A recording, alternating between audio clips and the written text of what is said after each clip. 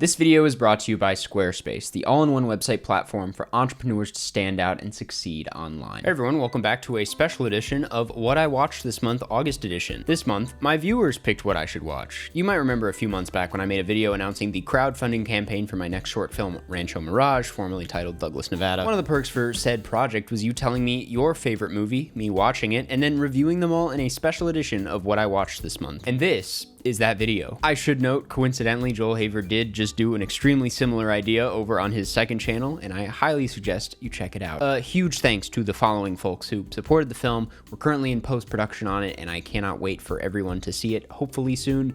For now, though, let's talk about these movies. I started with Streets of Fire. If you're looking for the most 80s movie of all time, well, this is it. This is a dark, wet, and leathery biker movie that I was extremely charmed by right off the bat, carried by a cast of many hot people, one of whom is a young Willem Dafoe, and a great 80s soundtrack that plays pretty much 100% of the time. The film reads like a love letter to underground culture and the communities within it. The narrative here is pretty loose. It's not the most gripping story in my opinion, but the style and the strong attitude behind this make up for it. It's like a better version of Purple Rain.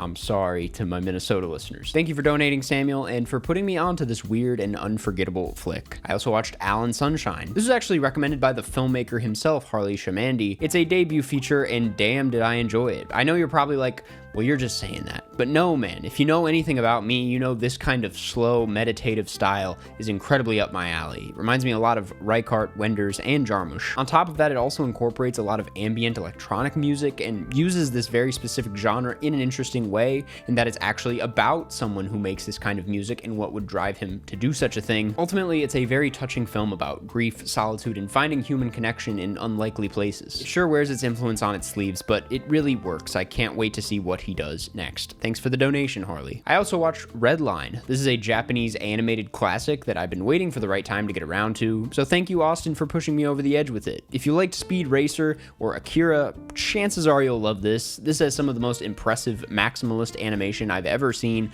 the shadows being pitch black, but also being so deliberately used in place. Makes it look almost incoherent, but it never is. It's just a feast for the eyes. You can't look away. Not to mention, it's also pretty goddamn hilarious. It has a great sense of humor, which pairs incredibly well with the otherworldly qualities. It was honestly just a very inspiring piece of animation that clearly still goes absolutely insane today. Thank you, Austin, for the donation. I also rewatched The Lighthouse for like the 5th time. If you haven't seen The Lighthouse, man, I don't know what to tell you. This is Robert Eggers at his best by a mile, in my opinion. I do love The Witch and The Northman. I appreciated Nosferatu, but this is the only film of his that doesn't overdo it in the details. It has way more personality in my eyes. Yes, it may be a bit simple and stripped back next to his others, but in my opinion, this is the most he's succeeded at something that feels like something out of a storybook. It felt like a classic the first time I saw it, and many years later, I can confirm this is one that I did miss in my modern classics video. Gorgeously shot and amazingly acted, with the perfect amount of ambiguity in its storytelling to leave you pondering what it's really about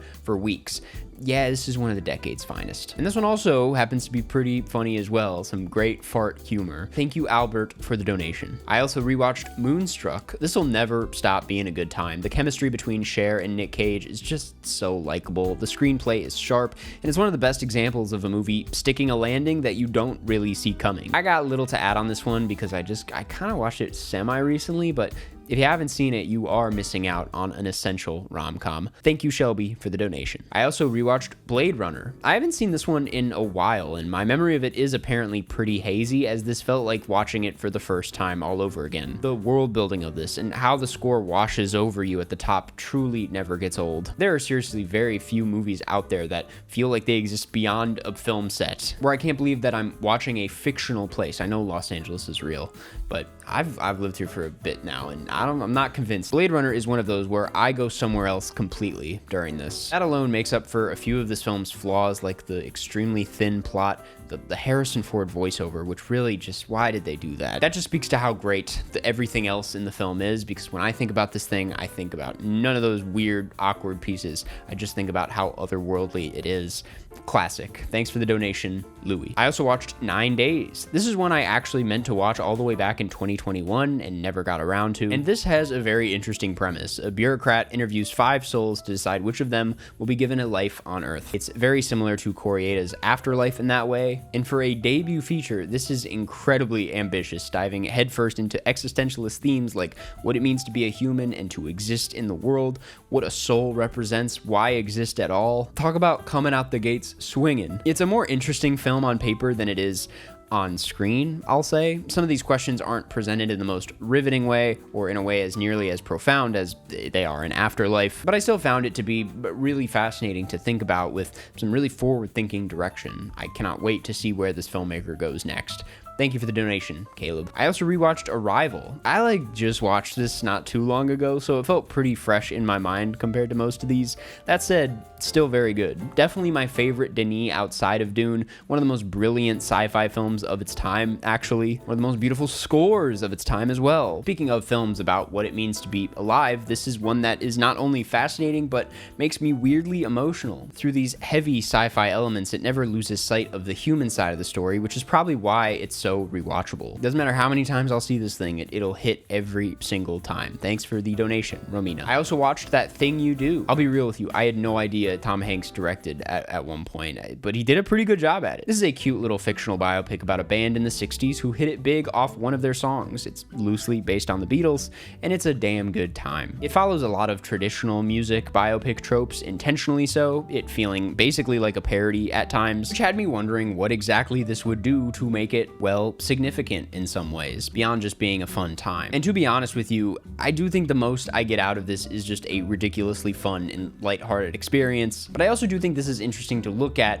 from the perspective of Tom Hanks, who by this point was well established in the industry. If anyone knows what it's like to become very famous very quickly and what it looks like on the inside, Tom Hanks is that guy. And he manages to have a ton of fun with the material. Also, there's something about the colorful and musically diverse feel of this that makes it very obvious that it was produced by Jonathan Demme and involves all of his usual collaborators. If you haven't seen it, it's worth a watch. Thanks for the donation, Noah. I also watched Run, Lola, Run. I knew deep down for years that I'd be into this one, and well, I was right. Soaked in 90s acid techno from start to finish, this is a workout of a film. She is running for most of this movie. I was pleasantly surprised at what this film chose to do with its structure. I was not aware it would be like that, but it definitely caught me by surprise after the first act, and I was definitely on board. While I didn't find anything it was saying about time and chance to be particularly profound, maybe that's just because I didn't read into this deep enough, I was certainly into the style of this and was basically glued to the screen.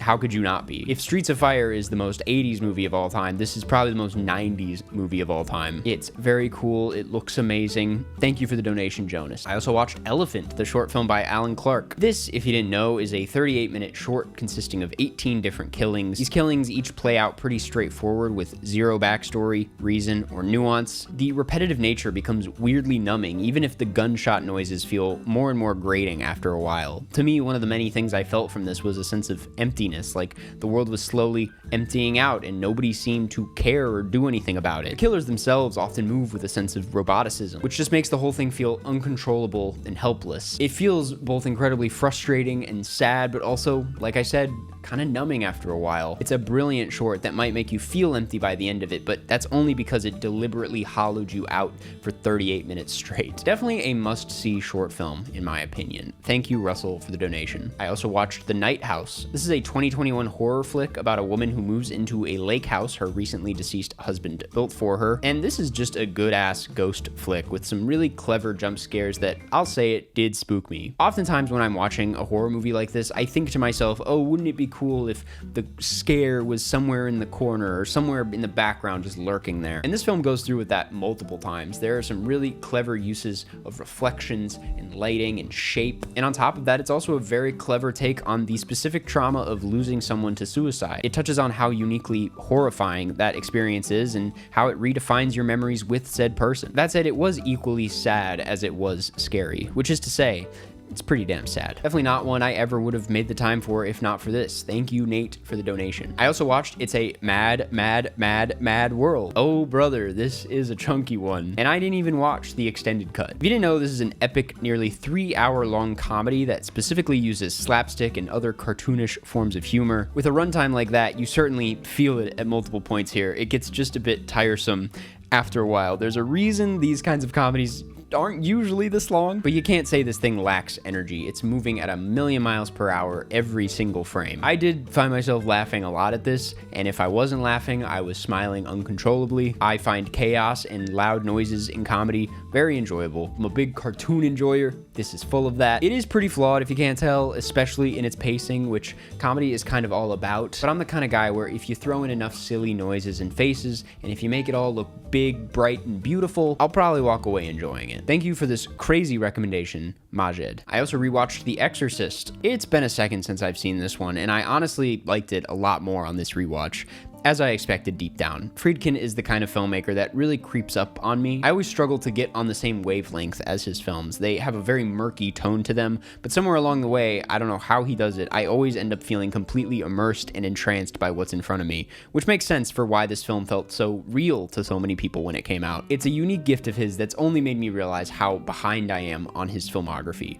Thank you for the donation, Josh. I also rewatched Inglourious Basterds. Yeah, so this might be his masterpiece. I've kind of written this one off as just really good for years, but rewatching this is, in my opinion, Tarantino's most mature work. He doesn't overindulge here like he usually does, and you might say, are you kidding? These dialogue scenes go on forever. But no, man, the dialogue is riveting, tense, and still has the same Tarantino playfulness you come to expect. It's incredible stuff to watch, all while being one of his most satisfying and interesting forms of historical fiction that also happens to comment on the role of film throughout history. It's a fiery film that is also a total blast. That is what Tarantino is all about in my eyes. Thank you for the donation, Hamad. And lastly, I also rewatched Interstellar. Similar to Inglourious Basterds, this one really creeped up on my Nolan rank on a rewatch. I used to write this one off because I just didn't feel the kinds of heavy emotions it was throwing at me. And while I still admit some of the screenplay reads a bit corny for my taste, the emotional core of this really did get to me in the end.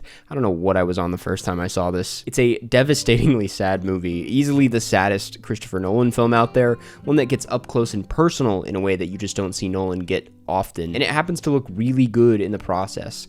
Shocker. Thanks for giving me an excuse to give this one another go, Teddy. Believe it or not, I didn't only watch fan-requested films this month. I also watched City of God for the Broadcast, a weekly film club live show that I've been doing on the second channel. By the way, we do have a Discord for it as well. You can join at the link in the description. But anyway, I'm so glad I finally watched this. It's been on the list for years. This is a gritty epic that brilliantly examines life in the slums of Brazil, and it is an absolute thrill. Many have called it, well, a Brazilian Scorsese film, which it certainly is, but I also think this stands apart on its own and has a really unique tone. What's on screen for basically the entire film is pretty violent and upsetting, yet the film keeps its head above water and has a forward-thinking attitude not unlike its lead protagonist, Rocket. There's a certain that's life aspect to how they tell this story, where it makes the experience certainly exhilarating and whirlpool-like, but doesn't give the characters a chance to reflect on how they've been traumatized by this system till deep into the film. And this is a choice that, as much as it sounds like a flaw, is actually a pretty brilliant way of showcasing the destructive and quietly devastating ways in which this lifestyle robs these victims of so many formative years. It's a riveting film that doesn't slow down for a second, but damn will it leave you a bit speechless. I also watched Possession for the Broadcast. It was a great film,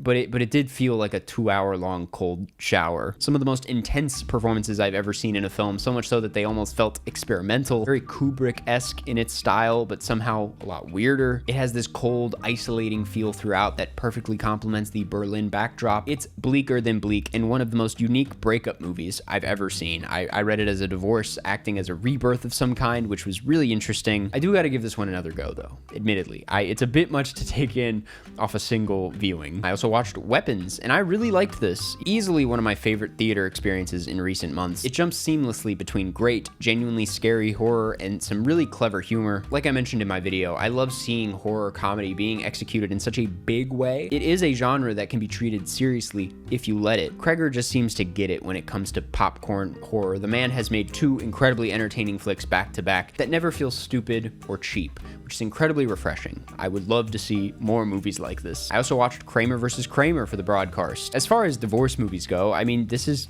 kind of the blueprint, no? What I liked about this one specifically is its attention towards the child. I really felt for the kid here, and his performance was genuinely impressive. I ultimately saw it as a movie about a family who finally get to know each other, and the only way to really see that is through such a devastating tragedy. On paper, especially given Streep's reasons to leave in the film, you really want to scream at the TV as it all seems so avoidable. But the film not only gets you to understand how deep the breakage is here, but it also looks at divorce from a weirdly optimistic perspective. If you can't tell, I really enjoyed this one. I also watched Cloud. This is the latest from Kiyoshi Kurosawa, and as expected, it is a pretty unsettling watch. This is all about a reseller online whose victims catch up to him and try to kill him. While I may not be reselling things, there are certainly some people online that do not like me. So seeing a film that takes outlandish fears of mine and exaggerates them and brings that terrifying line of where the internet and reality meet to the screen was weirdly cathartic and ultimately just plain fascinating. This is a relatively new kind of concept, right? And this brilliantly captures the antisocial behavior that's birthed out of this kind of dynamic. It's also not nearly as cold and bleak as something like Cure. He does have a lot of fun with this once things go off the rails. It's, if you can't tell, one of the highlights of the year for me personally. I'm definitely going to be talking about it a bit more down the line.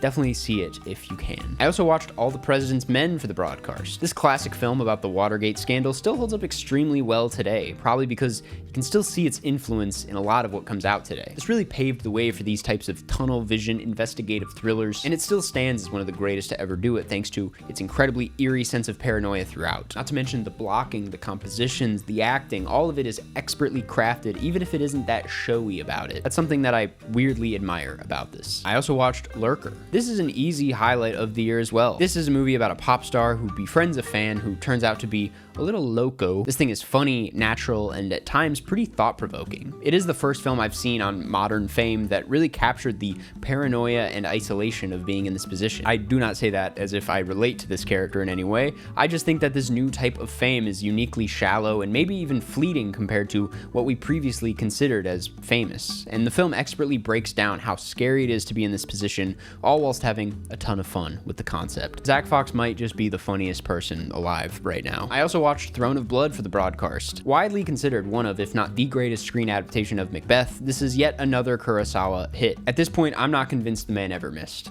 At least in the 50s, it's strictly bangers. I'll be real though, this still surprised me. I expected something much more literal than what this is, something more character driven, and I'm embarrassed to say, something more action packed. But this is more like a nightmare. This is one of his most haunting films. The visualization of paranoia and guilt was genuinely unsettling, especially coupled with the eerie use of fog, minimalist sound design, and a very expressive Mifune performance. It's in this way that he brings the soul and essence of Macbeth to life, not through language or poetry, but through a masterful understanding of visual tragedy. On top of that, I also watched several movies for my Best Picture video and Mission Impossible video, including Fallout, Crash, $1 Million Baby, The Hurt Locker, Slumdog Millionaire, Spotlight, 12 Years a Slave, The King's Speech, and The Artist. If you want to hear my reviews for these films, you can check out the videos on them.